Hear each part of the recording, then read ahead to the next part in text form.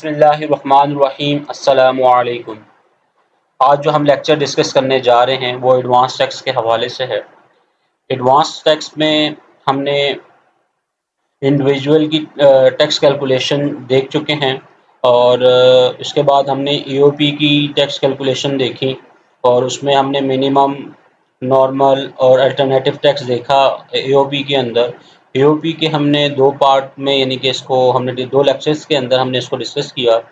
आज तीसरा जो लेक्चर है इसके अंदर जो तीसरा पार्ट है वो हम प्राइवेट लिमिटेड को डिस्कस करने जा रहे हैं कि प्राइवेट लिमिटेड कंपनी की एडवांस टैक्स की वर्किंग है वो कैसे होती है और जो डिपार्टमेंट की तरफ से नोटिस आते हैं तो किस बेस पे उन्होंने कैलकुलेशन की होती है। सबसे पहले हमने इंडिविजुअल की टैक्स कैलकुलेशन चेक की, डिपार्टमेंट की तरफ से जो नोटिस आता है उनको किस बेस पे यानी कि वो कैलकुलेशन करते हैं। फिर हमने ईओपी की और आज हम टैक्स कैलकुलेशन जो करने जा रहे हैं हम प्राइवेट लिमिटेड की करने जा रहे हैं। सबसे पहले हम देखेंगे कि टैक्स कैलकुलेशन डिपार्टमेंट कैसे करके भेज रहा है और फिर हम क्रॉस टैली करेंगे जो हमारा लास्ट ईयर का रिटर्न था, इनकम टैक्स रिटर्न था प्राइवेट लिमिटेड का, उससे जो हमारी बैलेंस शीट और प्रॉफिट एंड लॉस अकाउंट था वो मैच था। उस हिसाब से हमें हमारी जो टैक्स लायबिलिटी है वो एडवांस टैक्स पे जो नोटिस आया उससे मैच कर रही है कि नहीं कर रही।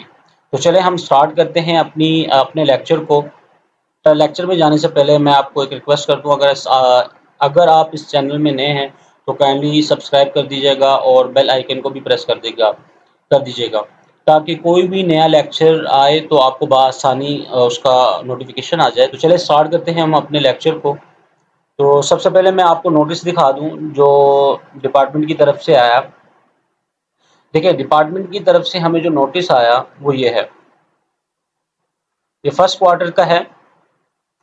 क्वार्टर में दिखा दूं 1 जुलाई 2021 से 30 सितंबर 2021। तो हमने टैक्स ईयर 22 में है और हमने चारों क्वार्टर सामने मेंशन किए हुए हैं। तो सबसे पहले हम पहले क्वार्टर की वर्किंग देखेंगे। देखें, इससे पहले एओपी के अंदर भी हमने देखा था, उसमें जो पहला क्वार्टर था उसमें टैक्स ईयर 20 को कंसीडर किया गया था।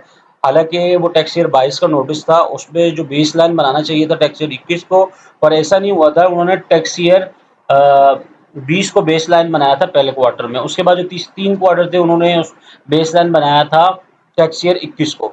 अब इसमें देखते हैं कि डिपार्टमेंट ने जो बेस लाइन बनाया है टैक्स ईयर 20 को बनाया है कि टैक्स ईयर 21 को। ठीक है, वर्किंग को स्टार्ट करते हैं। ये नोटिस है और नोटिस मैंने ऑलरेडी एक्सेल पे as it is same page किया हुआ है और टाइप कर दिया है।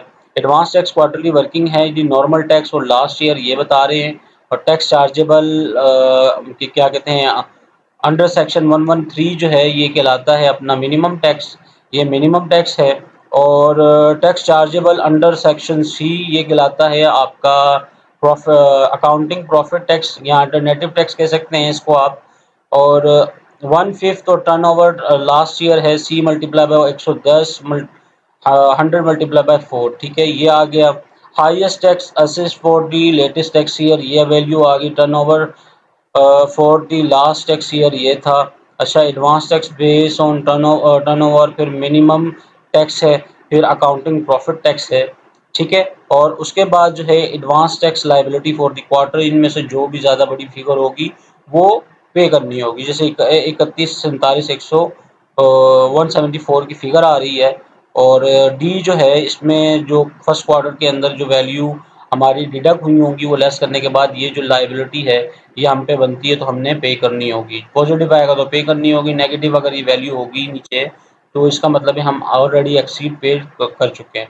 पर डिपार्टमेंट में चीज़ें जमा करवाना ज़रूरी होती हैं तो एडवांस टैक्स कंपनीज़ के ऊपर तो ऑलरेडी लागू होता है कि मंथली क्वार्टरली बेस पे वो अपने डॉक्यूमेंट्स जमा करवाते हैं। अब ऑनलाइन के अंदर भी सारी चीज़ें हम मेंशन करके हम जमा करवा देते होते हैं।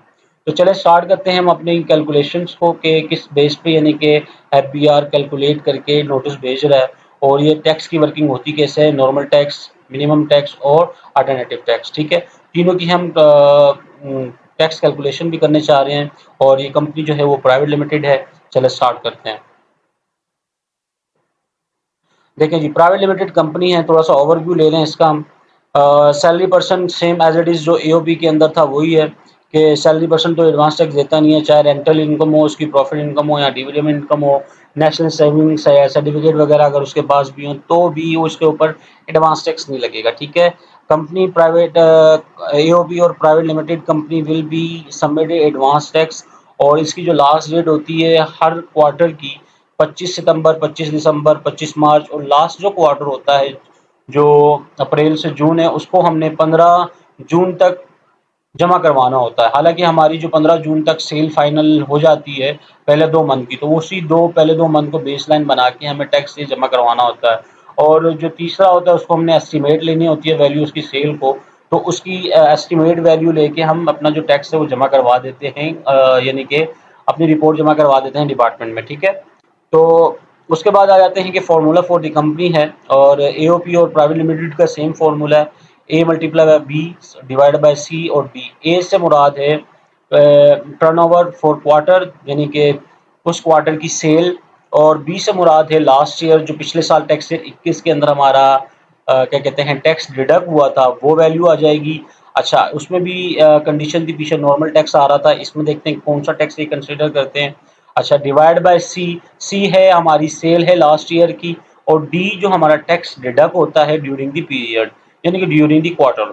चलें जी, अब आ जाते हैं private limited notice receive from FBR advance income tax under section 147 tax year 2021 and 22। इसको ओपन कर लेते हैं। ये देखें जी नोटिस आया हुआ है, ये है। अच्छा, ये पहले 2 क्वार्टर हैं, इसकी बेसलाइन इन्होंने टैक्स ईयर 19-20 को बनाया, और लास्ट जो 3 और 4 क्वार्टर हैं उसको टैक्स ईयर 20 और 21 बनाया। ये नोटिस है जो हमने भी पढ़ा, और हम सबसे पहले इसकी कैलकुलेशन चेक करेंगे कि एक्चुअल में ये कैलकुलेट सही कर रहा भी है कि नहीं, क्योंकि एओपी के अंदर आपने देखा था जो फर्स्ट क्वार्टर था उसके अंदर तकरीबन 1 लाख रुपए का फ़र्क आया था कैलकुलेशन के अंदर डिपार्टमेंट की और हमारी वर्किंग के अंदर, क्योंकि हमने रिटर्न फाइल किया हुआ है एज इट इज़, क्योंकि टैक्स ईयर 21 का same as it is match कर गया था, और टैक्स ईयर 20 के अंदर मसला आया था, 1 लाख रुपए का फ़र्क आ रहा था। तो वो कहीं न कहीं एरर किया होगा डिपार्टमेंट ने, क्योंकि हमारी जो टैक्स कैलकुलेशन थी वो ओके थी, क्योंकि अगर उसमें मसला होता तो ज़ाहिर-सी बात है टैक्स ईयर 21 के अंदर भी मसला होता। अब आ जाते हैं, ये पहले 2 क्वार्टर जो हैं वो टैक्स ईयर इनको बेसलाइन टैक्स ईयर 20 का किया गया है। तो इसमें क्या है जी, नॉर्मल टैक्स है, ये नॉर्मल इनकम टैक्स ये वैल्यू दी हुई है। फिर 113 जो है ये टर्नओवर टैक्स दिया हुआ है, ये अकाउंटिंग प्रॉफिट टैक्स दिया गया है। उसके बाद जी ये क्वार्टर 4 दी क्वार्टर की सेल आ गई है, और बी ये लास्ट ईयर का टैक्स दे दिया है, और ये लास्ट ईयर की सेल दे दी है। अच्छा, उसके बाद जी नॉर्मल टैक्स है ये टर्नओवर टैक्स है जी। उसके बाद ये अकाउंटिंग प्रॉफिट है, और इनमें से जो भी वैल्यू बड़ी होगी वो इधर इन्होंने वो हमें पे करनी होगी। ये जी डी से मुराद जो हमारा during the period tax deduct हुआ होगा वो हम लेस कर देंगे, जो वैल्यू आएगी वो पे करेंगे। अच्छा, उसके बाद जी क्या ये इनकम टैक्स रिटर्न है, वो जो हम अपना रिटर्न फाइल करते हैं ये वो है। Private limited advance tax calculation है, इस कैलकुलेशन को भी चेक करना है।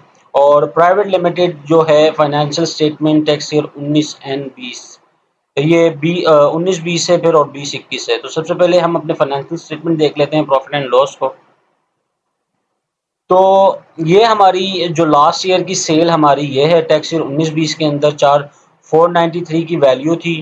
कॉस्ट ऑफ रेवेन्यू 438 का था, और जीपी हमारा 54 का आ रहा है, और जनरल एडमिनिस्ट्रेशन एक्सपेंस 12 के आ रहे हैं, और profit loss from operating activity के अंदर हमारे 42 आ रहे हैं, और यही फिगर नीचे भी आ रही है प्रॉफिट बिफोर टैक्स के, और अदर इनकम कोई है नहीं।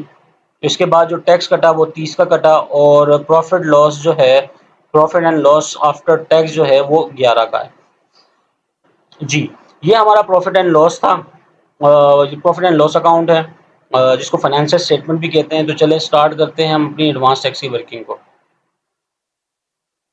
अच्छा जी, टर्नओवर कितना है 493, 493 का टर्नओवर है, ये लास्ट ईयर का टर्नओवर था 493। तो 493 कहाँ से आ गई, यहाँ हमारी सेल आ गई लास्ट ईयर की। और फॉर्मूला क्या है, ये कहता है सी मल्टीप्लाई बाय 110। सी क्या है, सेल है लास्ट ईयर की। 110 का मतलब 100 ये है, 10 से अपनी सेल बढ़ा दें, 10% सेल बढ़ा दें। तो हमने क्या किया, 100 इंक्रीज 10% सेल ये बढ़ा दी, तो ये वैल्यू क्या बन गई 110%। जैसे इसको डिवाइड कर देंगे इससे मल्टीप्लाई कर देंगे 100 से, 110% आ गई, ये देख लें, तो ये वैल्यू आ गई। क्या किया, टर्नओवर लास्ट ईयर का लिया, 10% बढ़ा के वैल्यू आ गई 542 की, ठीक है। डिवाइड कर दिया हमने 4 क्वार्टर पे। अच्छा, 4 से हमने डिवाइड कर दिया तो हमारे पास क्या फिगर आ गई, 135। हमारे पास ये आ गई क्वार्टर की सेल आ गई, फर्स्ट क्वार्टर की सेल आ गई हमारे पास। तो फर्स्ट क्वार्टर की सेल कितनी है, 135 की सेल है हमारी फर्स्ट क्वार्टर की।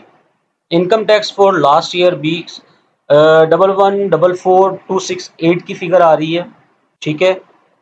ये वैल्यू आ रही है यहाँ से। टैक्स चार्जेबल जो था वो 11,44,268 की वैल्यू थी, ये हमारी वैल्यू आ गई। ये लास्ट ईयर का जो टैक्स है ये वो आ गया। और एडवांस टैक्स लायबिलिटी कितनी बनी, जो फर्स्ट हमारी जो क्वार्टर की सेल है उससे मल्टीप्लाई कर दिया हमने लास्ट ईयर के टैक्स को, डिवाइड कर दिया पिछले साल की सेल को, तो हमारे पास ये आ गया एडवांस टैक्स लायबिलिटी आ गई नॉर्मल टैक्स की। कैसे आई कि हमने क्या किया कि सेल को मल्टीप्लाई किया लास्ट ईयर के टैक्स से और डिवाइड कर दिया लास्ट ईयर की सेल से, तो हमारे पास क्या आ गया, नॉर्मल टैक्स आ गया, 31 का बन गया। इसी के ऊपर जो हमने सेल हमारी फर्स्ट क्वार्टर की आई है इसके ऊपर हम मल्टीप्लाई कर देंगे तो 1.25 की हमारी क्या आ जाएगी, मिनिमम टैक्स निकल आएगा हमारा, टर्नओवर मिनिमम टैक्स निकल आया। अच्छा, अकाउंटिंग प्रॉफिट टैक्स कैलकुलेशन जो, अच्छा 42, 190, 445 कहाँ से आया, और ये देखिए हमारे पास यही जो प्रॉफिट बिफोर टैक्स थी तो ये वैल्यू आ रही है।